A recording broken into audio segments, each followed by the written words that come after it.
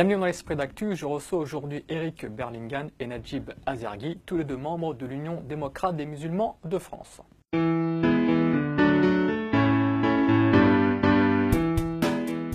Merci messieurs d'avoir accepté notre invitation. Alors Najib Azergui, vous êtes le président de l'Union démocrate musulmans de France.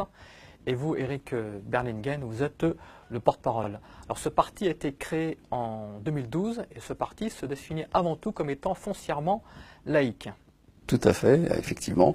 Je pense que c'est très très important, surtout par rapport à l'appellation du mot musulman qui se trouve au cœur du sigle, tout simplement par rapport à un constat de départ, qui est toujours malheureusement vrai aujourd'hui encore, c'est effectivement que le musulman est devenu un argument électoral. Et que finalement, la laïcité, c'est aussi la liberté, bien sûr, de conscience, la liberté, effectivement, de croire, de croyance, et qu'aujourd'hui, malheureusement, cette laïcité est complètement dévolue, et principalement sur le terrain politique. On a constaté que depuis les régionales de 2004, jusqu'à aujourd'hui, toutes les élections majeures dans notre pays étaient ponctuées par des lois liberticides qui visaient clairement tout un pan de la communauté nationale. 2004, vous vous rappelez, les régionales 2004, on a amené une commission Stasi qui a abouti finalement sur une loi qui interdit les signes dits ostentatoires à l'école, mais qui en réalité ciblait véritablement que le voile. En régionale de 2010, la même chose, avec un autre gouvernement. On a parlé de l'identité nationale du matin jusqu'au soir, et puis finalement cette loi qui est arrivée pour interdire le port du niqab sur l'espace public. 2012, présidentielle, tous les débats ont été islamisés et effectivement une loi est arrivée très vite pour interdire les prières de rue des musulmans. 2017, on a beaucoup parlé de l'interdiction du voile à l'université, mais pas que, malheureusement, sur tout l'espace public. Et donc, clairement, oui, la laïcité, effectivement, a été complètement détournée, et voilà pourquoi l'UDMF est complètement, justement, dans cette composante-là. Le fait de dire que nous sommes musulmans et laïque, ce n'est pas antinomique, c'est tout à fait, c'est complètement une évidence. Alors Eric Berlinghen, il faut rappeler que ce parti a des sections sur tous les territoires français, c'est ça? On a des sections éparpillées sur le territoire français, pas dans tous les départements ou toutes les régions, pas encore, on le souhaite, mais ces sections se développent petit à petit. On a de plus en plus de personnes qui ont compris, qui nous rejoignent, qui adhèrent au projet, qui ont compris le sens de la démarche. Alors Najib Azergui, ce parti a donc été créé en 2012, donc ça fait un quinquennat. Et vous avez présenté des candidats dans les différentes élections, notamment départementales et régionales. Depuis la création du parti, nous avons participé à toutes les élections majeures de notre pays. On en est plutôt fiers. Donc en 2014, pour les municipales à Bobigny, c'était aussi un symbole qui était important. Le site qu'on avait choisi, Bobigny, là où était implanté le premier hôpital franco-musulman, aujourd'hui à Vicenne, et le premier cimetière franco-musulman. C'était un symbole important, un carrefour important de notre histoire. C'est là où effectivement nous avions lancé un projet qui est toujours en cours, qui est le premier musée dédié à l'histoire de la colonisation française. Étrangement, vous le constatez, il n'y a pas de mémorial, pas de musée dédié à cette histoire-là. Mais juste pour en revenir au score, vous avez fait des scores très importants, je crois. Alors, au municipal, nous avons fait une liste en concertation avec l'UDI, et effectivement, pour la première fois, le Parti communiste, qui était quand même le bastion, 95 ans de règne communiste à Bobigny, est tombé, et nous pouvons dire effectivement que nous avons contribué à cette victoire-là. Donc effectivement, c'était déjà une élection remarquée.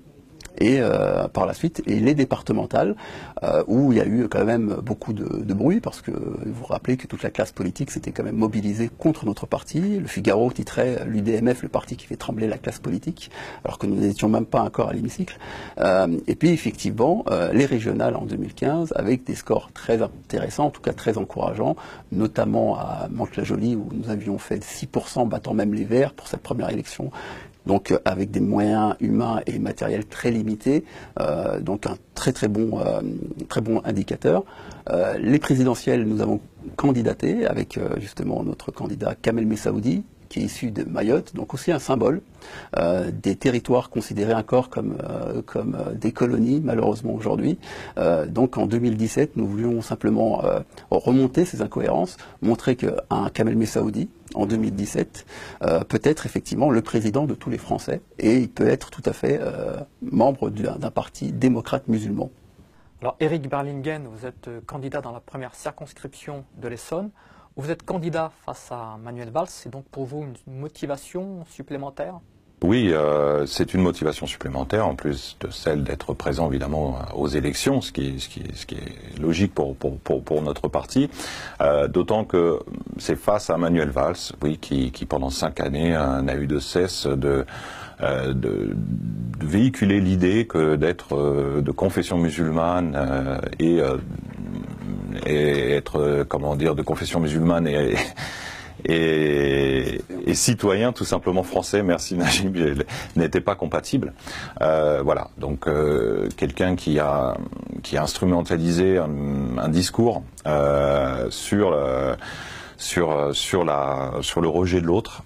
Oui, c'est important d'y être. Nous qui sommes au contraire dans un discours pour établir des ponts, on revient sur aussi les principes de laïcité qui a été perverti de son sens premier. Donc aujourd'hui, Manuel Valls représente aussi ces politiques. Il n'y a pas que lui, mais il fait partie de ces politiques qui ont travesti le sens premier de la laïcité pour la reconvertir en athéisme, ce qu'on appelle même laïcard, mais je trouve que c'est vraiment de l'athéisme, c'est-à-dire d'exclure vraiment toute conviction, toute représentation religieuse et spécifiquement musulmane. Donc il est effectivement, c'est symbolique aussi d'être en face de Manuel Valls sur cette circonscription. D'autant plus lorsqu'on sait qu'il l'a clairement dit, sa vision de la laïcité, c'est celle de Caroline Fourest.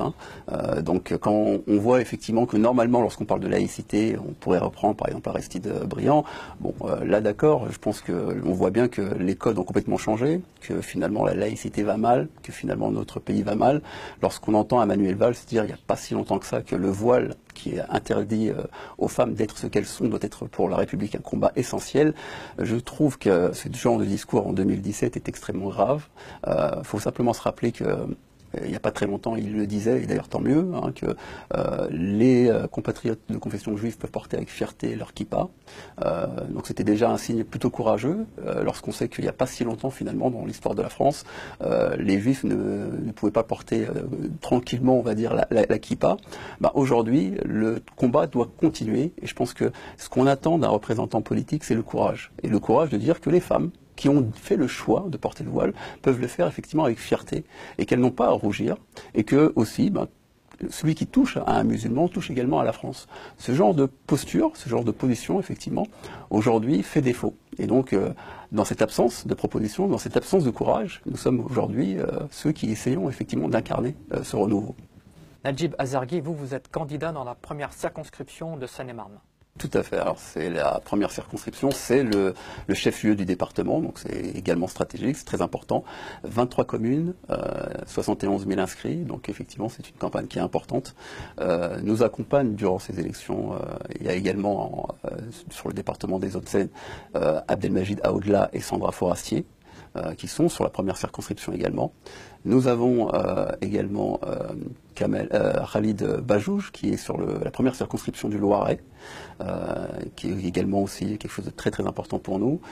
Nous sommes également présents dans la 9e circonscription des Français de l'étranger. Et puis dans les départements d'outre-mer, avec Kamel Messaoudi, qui se présente également à la première circonscription de Mayotte. Alors Éric Berlingen, un mot de conclusion? Oui, écoutez, tout d'abord, on est content et heureux d'être toujours présent à chaque rendez-vous électoral et on compte bien poursuivre, continuer. Donc ça fait partie des étapes nécessaires pour continuer à grandir. On espère mobiliser un maximum d'électeurs, bien entendu. En ce qui concerne ma circonscription, comme je l'ai déjà dit, c'est le moment de faire entendre nos voix, notamment aussi à Manuel Valls, pour leur exprimer le mécontentement et que surtout on n'oublie pas tout ce qu'il a pu déclarer et tout ce qu'il a pu faire. Il ne faut pas l'oublier. Rendez-vous aux prochaines élections. Merci à vous, messieurs. Donc à très bientôt pour un autre numéro de l'Esprit d'Actu.